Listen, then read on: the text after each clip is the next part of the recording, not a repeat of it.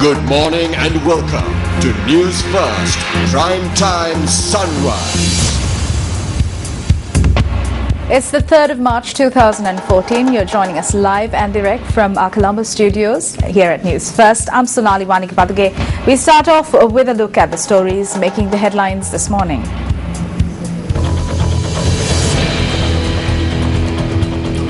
Fire which erupted in a paint store in Petah contained. 25th regular session of the United Nations Human Rights Council to commence today. Investigations underway into the alleged abuse of 3 boys in a children's home in Pamunua, Maharagama. Ukraine launches a treason case against the head of the Navy.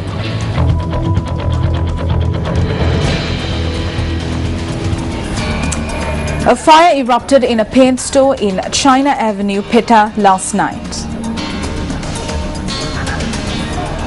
The Fire Service Department stated that 12 fire trucks were utilized to contain the fire and that by midnight yesterday the flames were doused.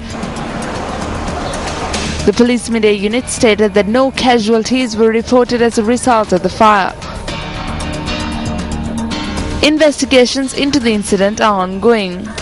The police media unit further stated that investigations are also underway to quantify the extent of property damage in the fire.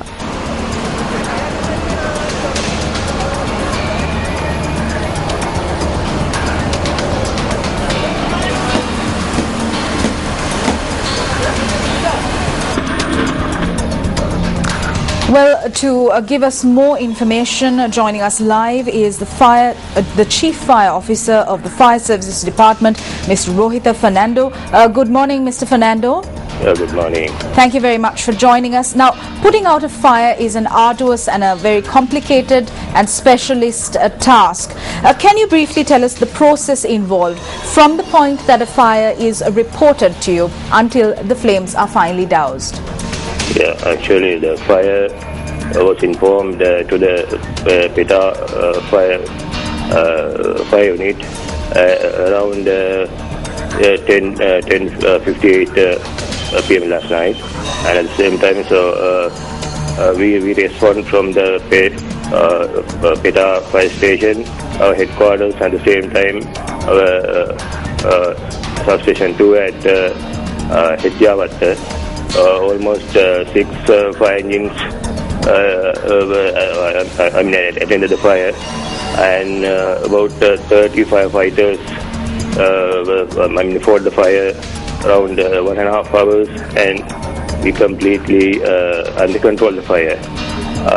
And at the same time, the surrounding shops also incurred some the small fires. And the smoking was, rising up from the adjoining shops also. So the fire was completely put out around 3 o'clock in the morning. Thank you very much. That was, of course, the Chief Fire Officer of the Fire Services Department, Rohitha Fernando, speaking to us live.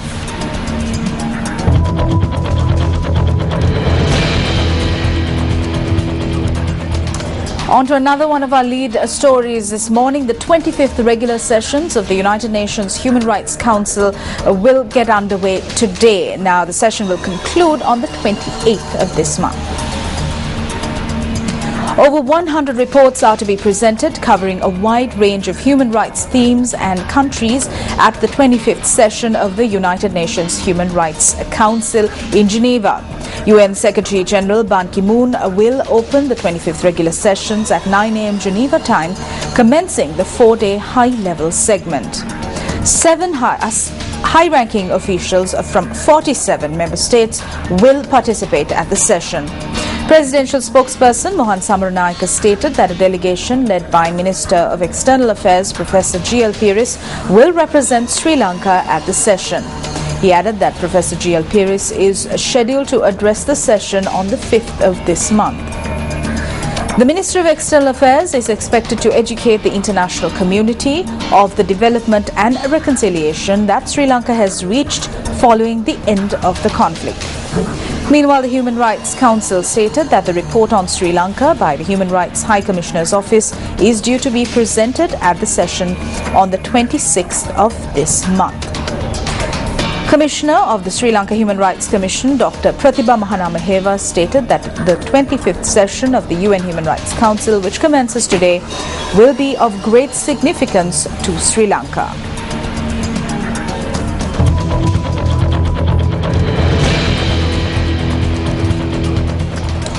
The police headquarters states that investigations have commenced into the incident of the alleged child abuse of 3 male children at a children's home in Pamunua, Maharagama. Police media spokesperson SSP Ajit Rohana states that the warden of the children's home has been arrested in suspicion. He further stated that the suspect was placed in remand custody after he was brought before the magistrate's court. The 3 children who are believed to have been subjects to the abuse have been admitted to the Kalabowale Teaching Hospital for treatment.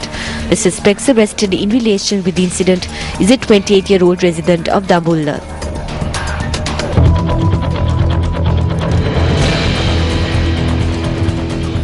The official commencement of work by the office bearer of the post of executioner for the Valikada prison will start today.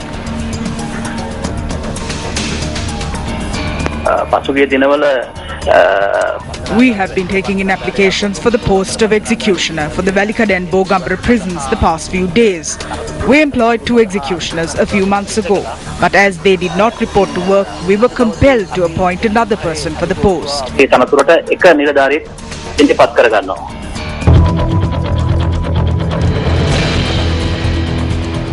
Well, on our special health segment this morning, Newsfirst medical correspondent Dr. Teague Tozer, joining us on Primetime Sunrise, brings us tips and advice on certain health concerns.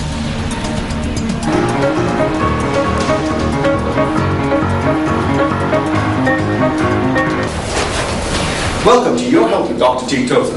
This is the first episode in a 2-part series on high blood pressure, or what we like to call hypertension.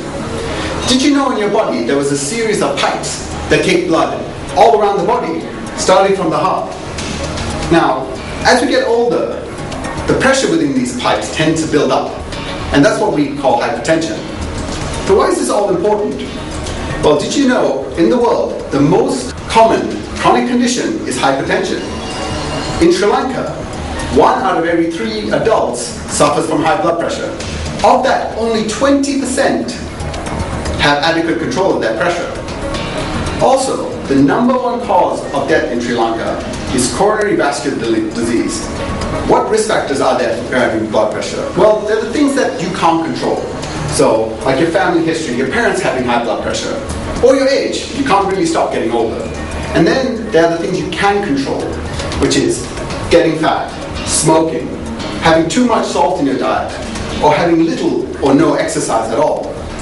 High blood pressure is a major risk factor for coronary vascular disease, as well as a major risk factor for strokes, heart failure, kidney failure, vision loss.